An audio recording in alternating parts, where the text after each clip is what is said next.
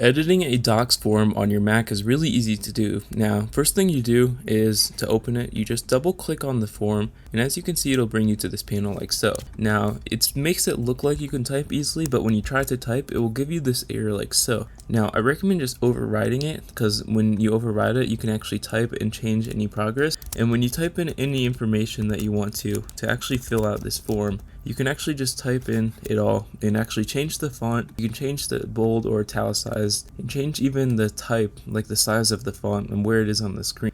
If you want to make it bolder, you can just choose the bold option, or you can change the font color just by clicking on this option right here. Now, once you're done, once you've actually made the changes you want to make, click on X, and as you can see, it will actually go back into the form. When we open it back up, you can see that it has been edited now, and everything has been saved, and you can upload this anywhere you want. And if you want to change this form into anything, you just click on rename. You can change these characters right here to whatever document, PNG, PDF, whatever you want. And how you actually view these forms as if they were on the internet and someone just downloaded or opened them, you just click on spacebar and it will show them the way that their original form is. As you can see, they just open up like this, rather than when you double click on them opening up like this or so, when you can edit them.